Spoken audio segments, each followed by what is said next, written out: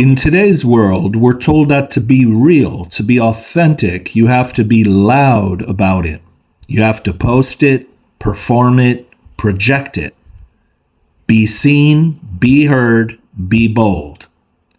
But have you noticed, the louder the world gets, the more people feel unseen, unheard, and disconnected. So much shouting, and yet so much empty silence inside. Maybe we've got it backwards. The Torah in Parshat Pinchas quietly slips in a teaching that flips modern culture on its head. It tells us realness doesn't come from how brightly you shine. It comes from how deeply you reflect. Shalom, everybody. On the topic of being real means cutting through all the BS, cutting through all the nonsense, cutting through all the distractions and illusions of life, and aligning oneself with a higher truth, higher than oneself. So in a sense, being real, being authentic is when you're channeling the light of God being offered to you as a resource. And this is not the light of your own ego or pride or accomplishments, but it's bypassing that. And it's reflecting the will of the Almighty. And in order to talk about how we attain this realness, this presence, this peace that only God's light can fill in you, first we have to look at the verses in the Torah and the context, the background of the story in the Torah to really understand how this dynamic plays out. In the book of Numbers, Moses must choose a successor, someone the people could trust to lead them from desert wanderings to a permanent homeland. This leader needed not only courage and battle skills, but also integrity, humility, and the ability to inspire loyalty. Who could possibly carry Moses' mantle into the next chapter of Israel's journey?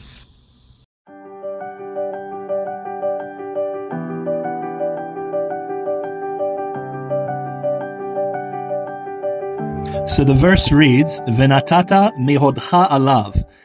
In the simple translation, meaning the English translation you see in most Bibles, it means, you, Moses, invest in him some of your authority.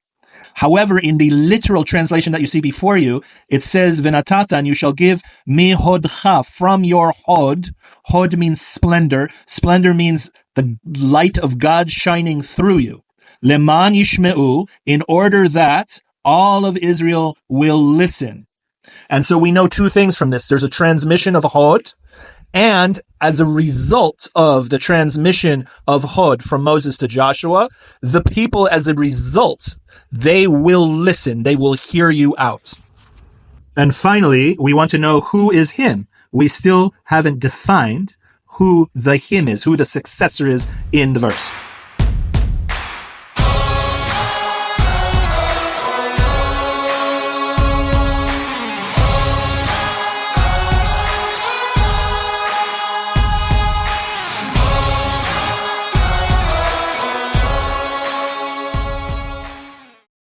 So what do we know so far? We know that Joshua was the successor, and he's the embodiment of Hod. Hod happens to be a spiritual channel in Kabbalah. It is found on the tree of life. And once you understand the placement of where this is on the tree of life and the function of it, you'll understand the role of Joshua in contrast with Moshe, with Moses. In other Kabbalah models, Hod represents Aaron, who is opposite of Moses. But in this context of Hasidic philosophy, Joshua is a reflection of Moses. So Joshua embodies the Sephirah of Hod. Okay, so basically, on the tree of life, you have three sections. You have the thinking, you have the feeling, and then you have the legs, which is the world of action. So thinking is in the mind. If you were to imagine the tree of life as a body, the upper three Sephirot of the tree of life is the thinking section. This is feeling, how I feel. And then Netzach, which is Moses, is the right leg. And Hod, which is Joshua, is on the left leg. So what do they all mean? Moses, which represents Netzach, is the right leg. The right leg, the legs represent the world of action. It's the doingness. It's not I think or I feel, but what I do in the world, how I exert myself. how I express my will. And the right on the tree of life, which is Netzach, Moses, is always the one who initiates, who's a trailblazer, who's an innovator. And if you understand, the children of Israel were at a time where they had no knowledge, no Torah, no leader. They were in oppression, both physical and spiritual oppression. And it took the Sephira, the power of Netzach, which literally means victory, which is the name of the Sephira is the outcome. So in order to manifest victory, in order to achieve victory, you need the right leg to initiate to go forward. But after you've already taken the children of Israel from oppression to liberty, to liberation, spiritual liberation, and after they've already had that 40 years to process the first transition, they will now need a new leader for the left leg and that spiritual channel to tap into. And that path, that spiritual path, is the second transition that Israel has to go through. After the transition with Moses, they're going to go through a second transition, and that's going into the land of Israel, which is going to be very, very different, both from whatever they had in Egypt and also their existence in their daily life in the desert. Okay, because in Israel, there's going to be, it's bringing the light of the Torah, the instruction, the guidance from Hashem, but now bringing into the earthly realm, into the everyday world, where you're going to have allies and enemies. You're going to have obstacles. You're going to have to make a living. You're going to have to learn how to farm and work the land. You're going to be involved in trade and commerce and very worldly things. So Moshe knew that Joshua would be the embodiment of Hod, which is the right kind of attribute and leadership style for the second transition of going. And if the right leg is initiation, what is the left leg? What is the role of Joshua? And the left leg represents balance. Is after you've already made the first initial changes in your life, then you have to bring it into some kind of order and balance. And you're going to have to draw on a different kind of force, a different kind of light. It's all from the same source, from Hashem, but it's a different attribute. It's a different quality to embody, a different approach. And that is through spiritual power, but it's not you doing it. It's allowing God to do it through you. It's not getting in the way of yourself. We always get in the way of ourselves when we achieve certain kind of victory or success or accomplishment. All of a sudden, the dynamic changes. So Hod reminds us that we're only here to reflect. Joshua represents the reflection. That's what Hod is. It's the reflection of the higher will, meaning you're only there to serve that purpose, to be open, to not get in the way of yourself, so that the higher light and power can come through you. So the Zohar, the Kabbalah, says about Moses that his face shone like the sun, and Yehoshua's like the moon. The sun has a light of its own, but the moon doesn't directly shine its own light. It doesn't create light. It simply mirrors or reflects it. The idea of reflecting something implies humility, implies sincerity, implies the willingness to reflect a higher light, higher than your own. But on a personal level, it represents the ability to really hear the other, to understand the other, to see the other. The Zohar says Moshe is the sun and Yehoshua, or Joshua, is the moon. The sun is blazing, eternal truth, unchanging, overwhelming. But the moon changes. It listens to the night.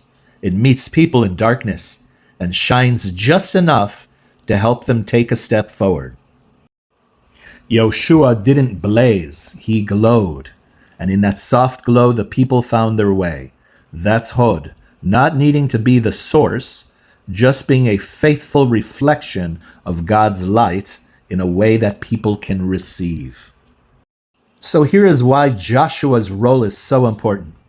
True Hod, meaning humility and splendor, is the vessel that allows Yah, or the divine presence, to be revealed in the world.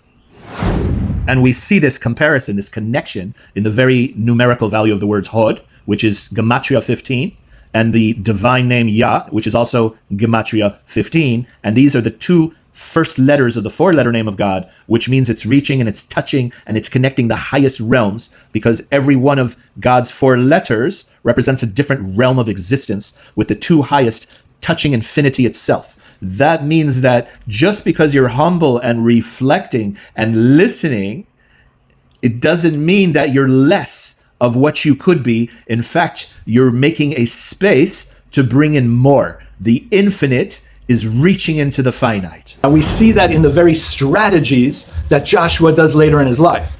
Okay, so you have to understand with Joshua, there's the Battle of Jericho, the very first battle when he's in Eretz Israel. And how does he penetrate these walls that cannot come down? These walls cannot be penetrated, they cannot be destroyed.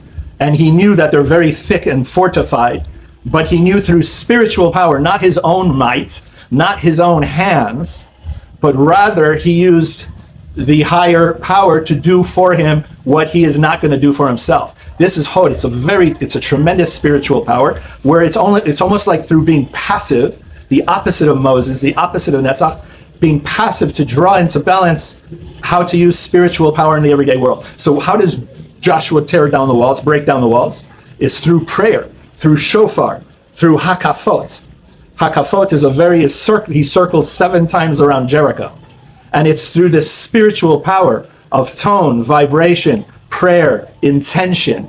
And the hakafot is bringing the manifesting the hidden, like becoming an open channel for the miraculous to intervene, for the higher will of Hashem to work through you and for you in your life. And that's Joshua.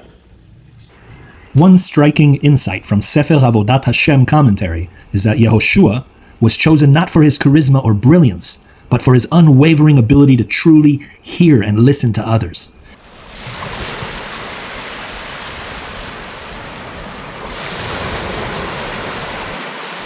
On this note, I wanted to share a personal story. It's not a personal story about me, but rather my rabbi, Reb Shlomo Karlebach, in the mid to late 80s. He went on a mission to the Soviet Union while they were still under communism, but it was the tail end. So Reb Shlomo went to these Jewish communities all over the Soviet Union, Leningrad, Moscow, from city to city to just meet with the everyday common Jews who knew nothing. After 70 years of a systematic attack by the communists to destroy Judaism, not the Jewish people, but the institution of Judaism and Torah life, these Jews in Russia were left with nothing. They couldn't read Hebrew. They were not familiar with a lot of the basic common prayers, and definitely they didn't know how to relate to any kind of religious paraphernalia. They didn't have anything. It was illegal, basically, to observe Torah under communist Russia.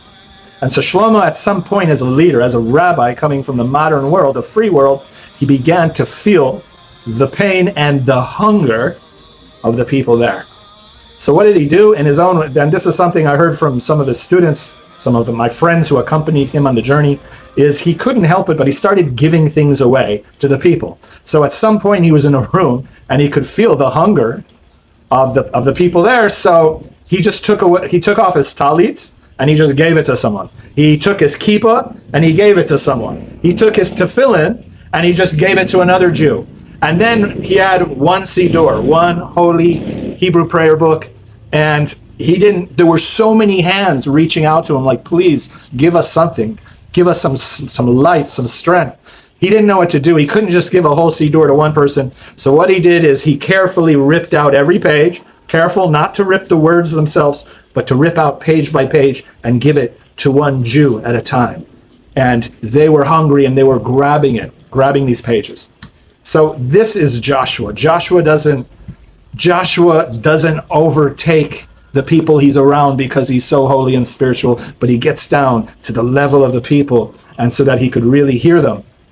So Reb Shlomo, at this moment that he was doing all of this, he felt he felt inspired by God to do everything he could, to give whatever he could to them, before he came back to America, of course. Now, fast forward about 10 years, 15 years, and I am a religious school teacher, and I heard about the story, and I'm sharing it with the students in the class.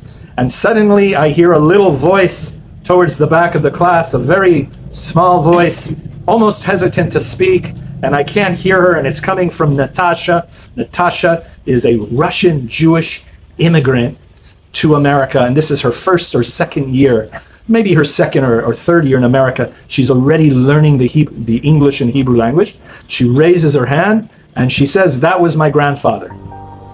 And I said, who is your grandfather? Reb Shlomo? Who's your grandfather? No, the person in the room who got one of the pages. One of the pages from the Siddur, the Hebrew prayer book, stayed with my grandfather every single day. He put it by his bedside. He didn't know how to read Hebrew.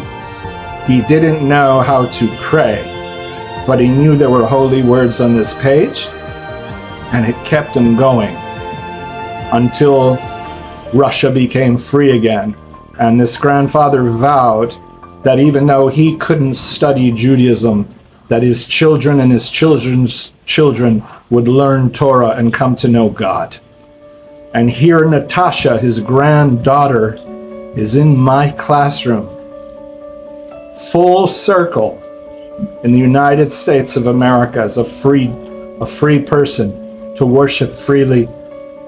And she is the product of her grandfather's persistence, who is a product of a spiritual leader like Joshua, who has courage to say the right thing, to be real at that moment, to just really hear the Torah of that moment, to hear what God needed to inspire in him at that moment on behalf of the people. And at that moment, Shlomo became real, and everything around him echoed. The spiritual sparks that were unleashed at this moment echoed in time through different generations.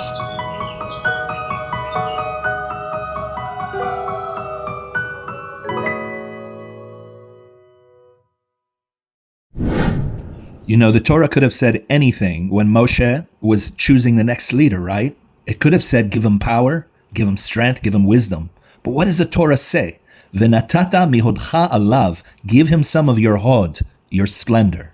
You know what that means? It means leadership is not about being the strongest, the smartest, or even the loudest in the room. Real leadership is about shining with something that isn't even yours. It's God's light.